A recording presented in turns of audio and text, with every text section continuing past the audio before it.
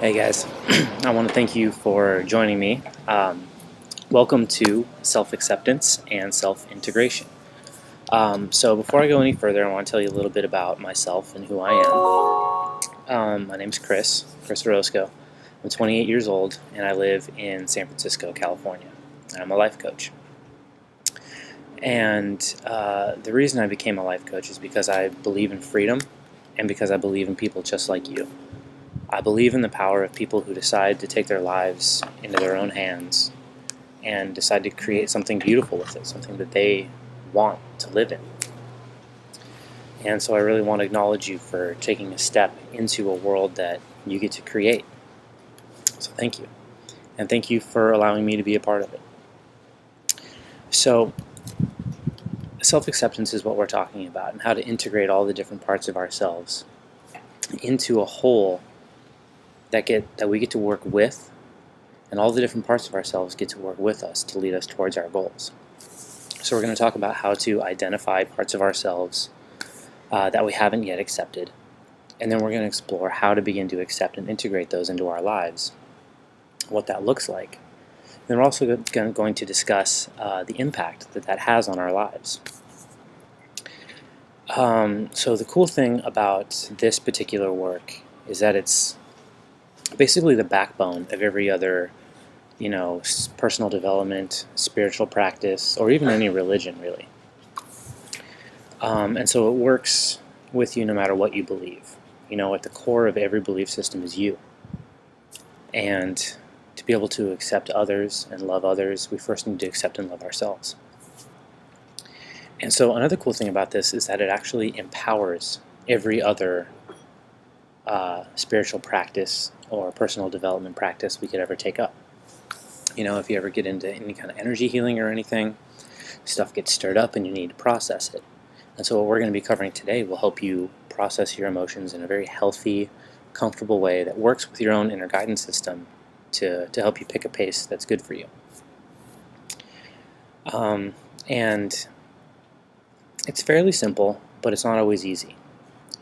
We've set up defenses to keep us from these parts of ourselves that we don't want the outside world to see, and that we don't even want ourselves to see. And so it can be a little bit uncomfortable sometimes, and that's really the beauty of it.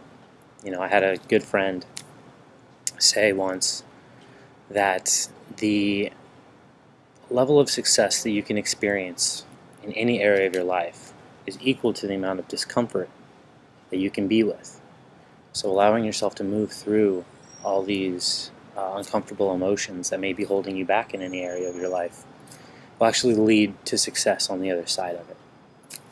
And so, again, I want to acknowledge you. It's a very brave thing to do, and not only will it make your life better, but it'll make everyone else's life better. Everyone who you come in contact to will be changed on a fundamental level, and they'll know what it's like to be in the presence of acceptance.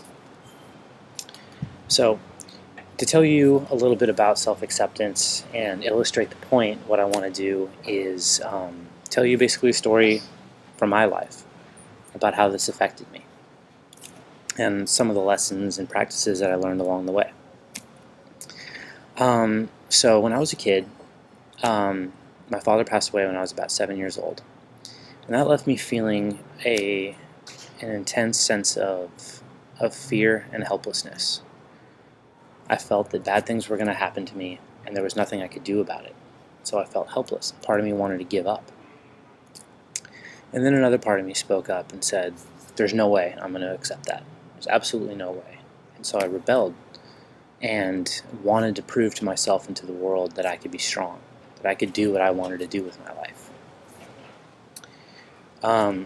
Now, this quest for freedom took on a couple different permeations throughout my life. It started as a 7-year-old kid who just lost his father, rebelling against a sense of helplessness in the world. And then as I got older, I started to realize that freedom is actually the function, a natural function of when a human being feels loved and accepted to be exactly who they are. And that is what real freedom is. And I also learned that until you can truly accept all parts of ourselves or of yourself, that our freedom is limited. As long as there's parts of us we don't want to look at, we're cut off to a part of ourselves, to a part of our gift, to a part of our being. And integrating and accepting more and more parts of ourselves really allows us a real, true sense of freedom. So that's what we're going to be talking about today.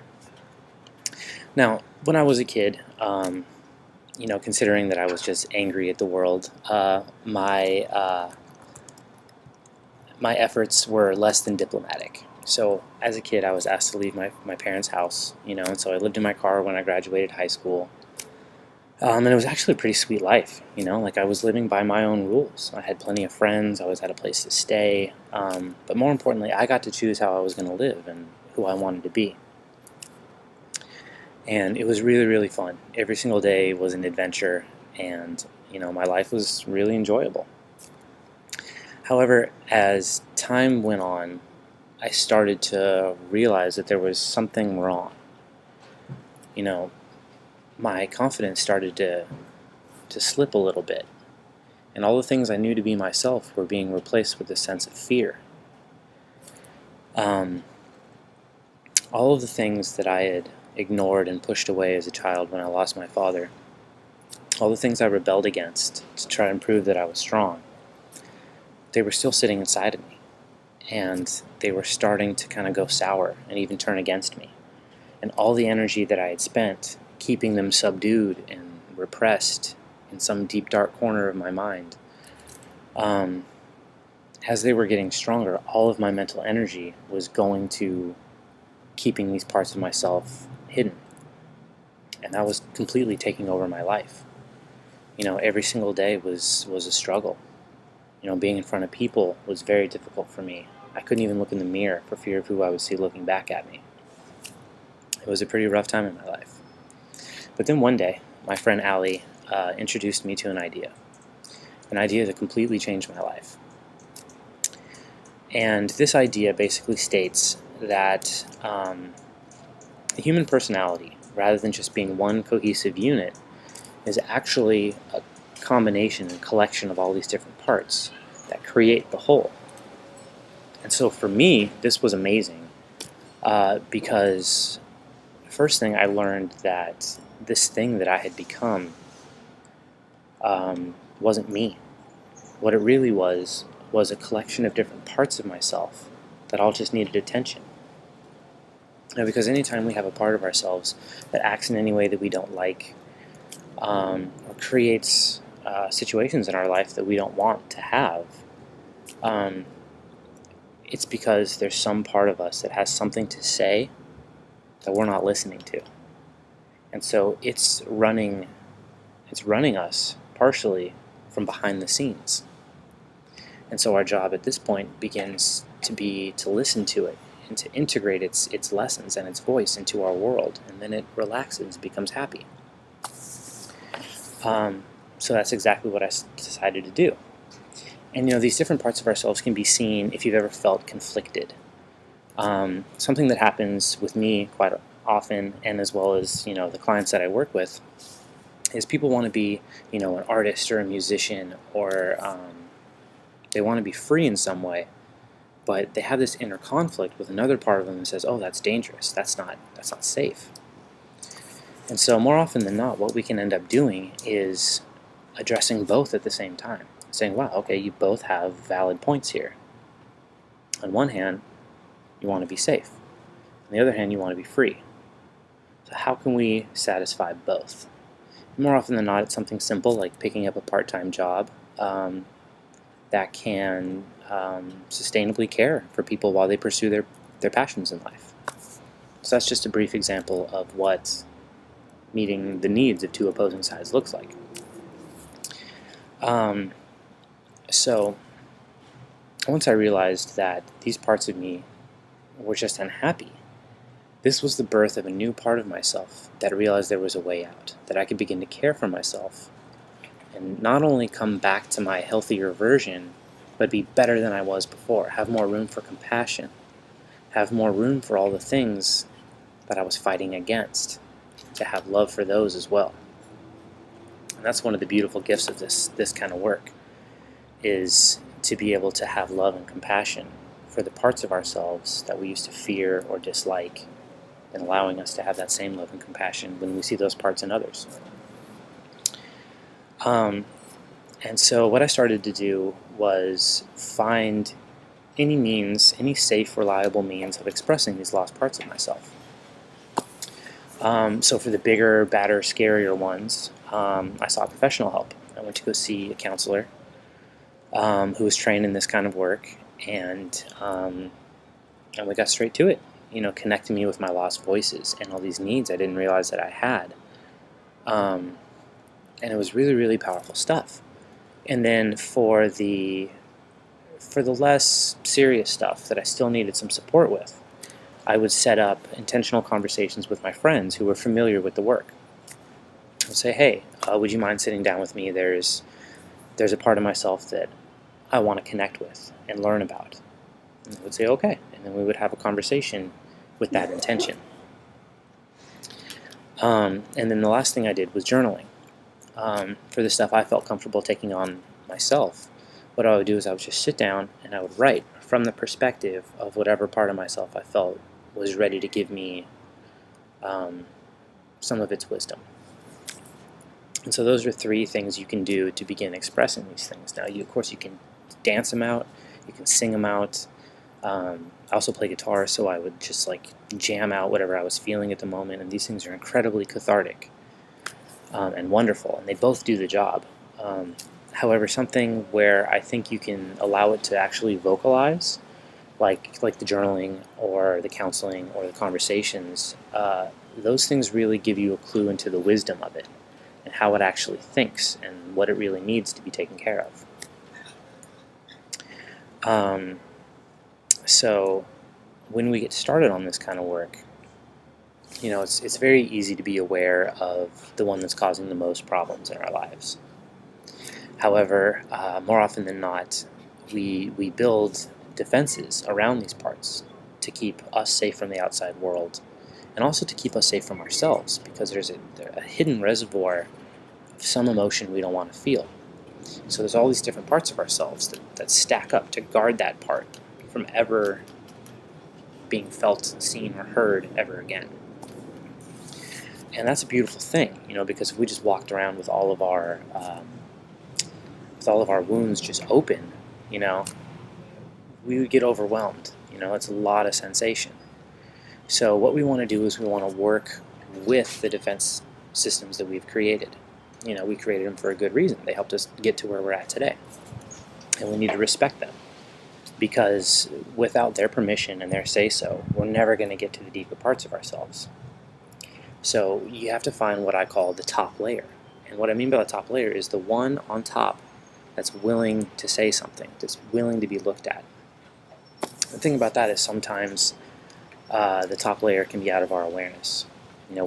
We create these defense mechanisms so well and use them for so often that we not only forget that we created them in the first place, but we forget how they work or what they even do or why they're there. So a good way to find the top layer, the one that you can actually work with, that's keeping your reality the way it is to just simply ask the question, what about this situation am I not accepting?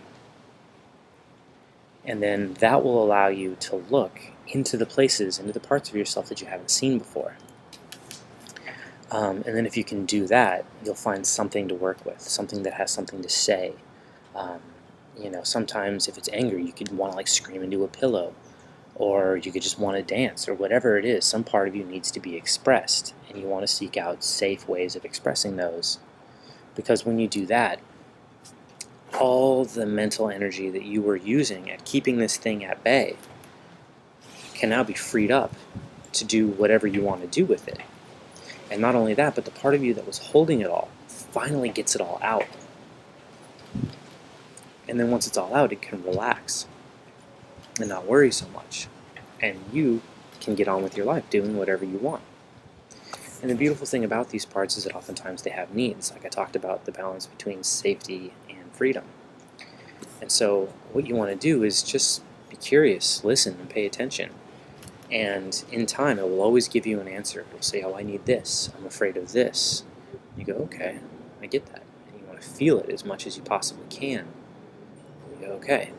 And the more you feel it and give it space to breathe, the less terrifying it seems. And you even begin to see how it can become useful in your life. So the curiosity, the willingness, and the openness are really the most important parts. That alone will fuel a lifelong path of self-acceptance, self-discovery, and then recreating of ourselves and realigning ourselves with our purpose and who we really are in the world. So those are all really great ways to implement all this stuff. So to really bring the point home, I want to have you try a quick exercise.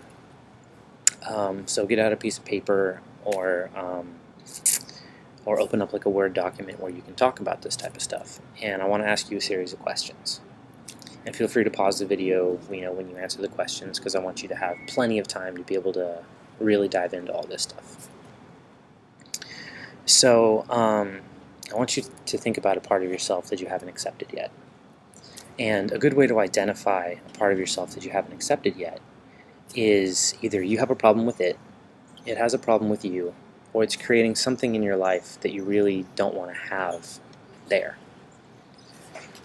And so once you've got one, what I want you to do is just think about the fact that this is a part of you that you created for a reason. And just consider that for a moment, and then I want you just to write about this part of yourself. What does it say? How does it behave? How does it feel? What kind of impact does it have on your life? Anything you can do just to build awareness around it, because that's really the most important part, building awareness. That itself will begin to dissolve whatever fears these lost parts of yourself were carrying. So just take a couple minutes and just write about it. Whatever comes up for you is totally fine. And then the next thing I want you to do is, after you've done that, I want you to consider that these parts of ourselves are behaving in some way that we're not really too fond of, because they have something to say, something important to say that they need to say in order to feel good, and they haven't been listened to yet. That's really all it is. And so from that perspective, I want you to take a look at this part of yourself, whatever it may be, and I want you to imagine what your life would be like if this part of you was happy. This part of you was really, really happy. Like if it's a part of you that has a problem with the way you look. Imagine what waking up in the morning or looking in the mirror would be like if you felt good about the way you looked. Imagine how that would affect your relationships. Imagine how that would affect everything. Whatever this part of yourself is, just imagine what life would be like if it were happy. Go ahead and write about that.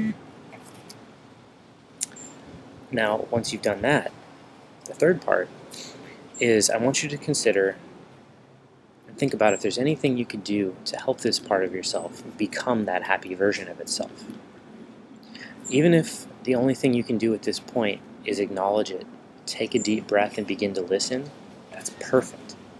That's absolutely perfect. Because the most important part here isn't getting an answer, it's listening. And being willing to see, hear, and feel everything that you've been keeping hidden. That's really the most important part here. So whatever answers you come up with are fine. They're going to help you on this path. So go ahead and write about that. So now that that's done, I want to acknowledge you guys for doing that. Every single one of you who just decided to do this exercise.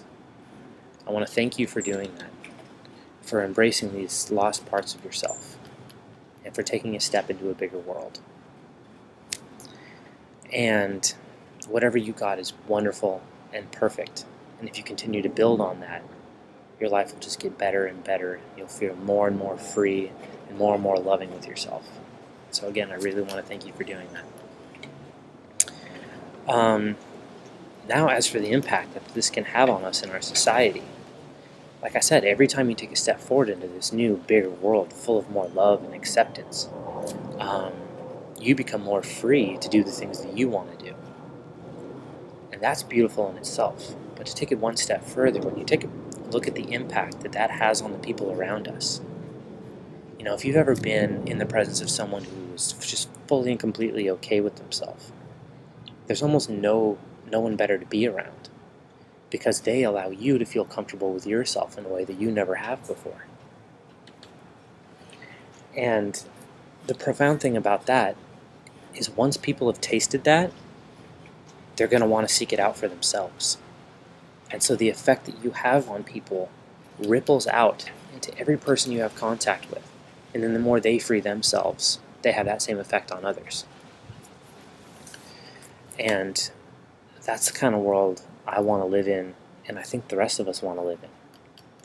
And so I want to acknowledge you for taking a step into that world where we can begin to weaken the grip that society and the media and advertisements have on our abilities to feel good about ourselves and decide who we're going to be. And so it's my sincerest wish for you that you really take a hold of this and really begin to set yourself free and find what your gift to the world is and how you can give it in a way that totally makes you come alive. And if you need a little bit of help and support in the beginning, I really want to help you out with that. So what I want to do is offer you a free, private, 60-minute one-on-one session with me where we can begin to map out what's going on inside of you and see if we can come up with an idea of what you can begin to do to really set yourself free in a completely sustainable way. So again, thank you so much for being here. I hope you enjoyed it. I hope this was beneficial for you. If you have any questions or comments or concerns or anything like that, and if you want to schedule an appointment, you can just go ahead and shoot me a message on Facebook and we'll talk, and we'll take it from there. So thank you so much for being here, and best of luck to you.